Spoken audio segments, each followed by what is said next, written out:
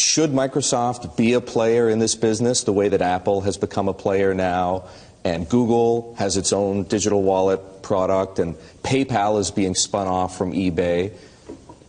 It's certainly Microsoft should do as well or better, but of all the things Microsoft needs to do in terms of making people more productive in their work, helping them communicate in new ways, it's a long list of opportunities Microsoft has to innovate. In that interview, Bill Gates says that Microsoft should do at least as well or even better than competing companies when it comes to cryptocurrencies. But his focus is on making people more productive at their work. So now, 4 years later, he feels like he possibly found a solution to that. Let's take a look at what that means in today's video.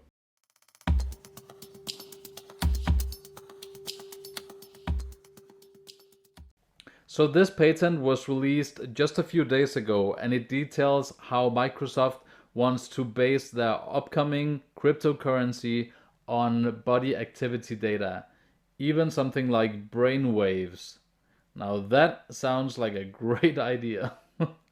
So the big question is, what exactly does body activity data mean, and how exactly will Microsoft use it with their currency? This article from Cointelegraph highlights the answer to that question. Let's read on from down here in the article. For example, a brain wave or body heat emitted from the user when the user performs the task provided by an information or service provider, such as viewing advertisement or using certain internet services, can be used in the mining process. This essentially means that you would have some kind of sensor on you. This sensor would then pick up a signal from a company telling your device that you would have to watch an ad or do some kind of activity. The device would then register you doing the actual activity and release the currency into your account.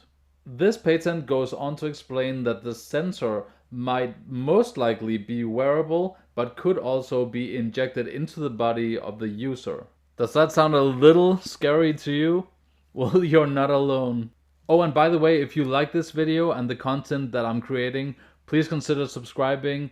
It's a really big help, as I am a small channel that just started up recently. You can do so by clicking my profile picture in the corner of this video. Thank you very much.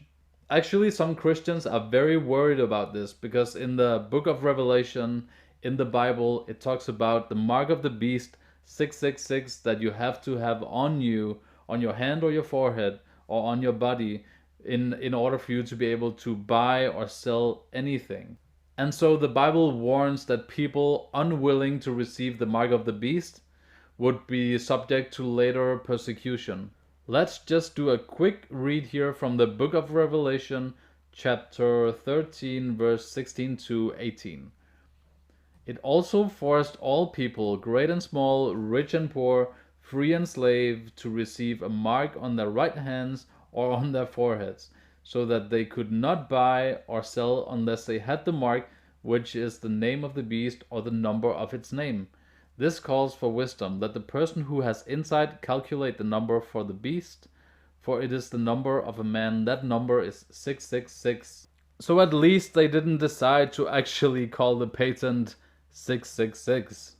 Oh wait, they actually did.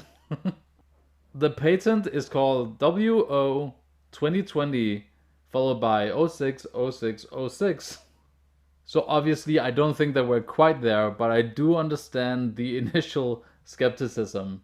Either way, Microsoft having announced this resulted in other tech giants rushing to make their own patents for pretty much the same device. A digital currency based on body behavior and body activity is a really clever thing, and you know that Microsoft wouldn't invest this heavily into a project like this if they didn't believe that it was the future.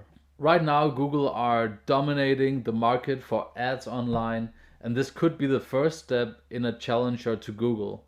So what have people freaking out a little bit is that for this to actually work, Microsoft would need constant access to your body activity through the device and for a super fast network to support all of that data and information.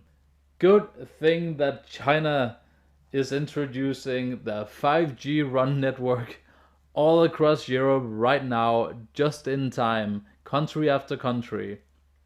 I won't go too much into it, but I'll leave a link up here in the video for another video I made about this subject just a few days ago.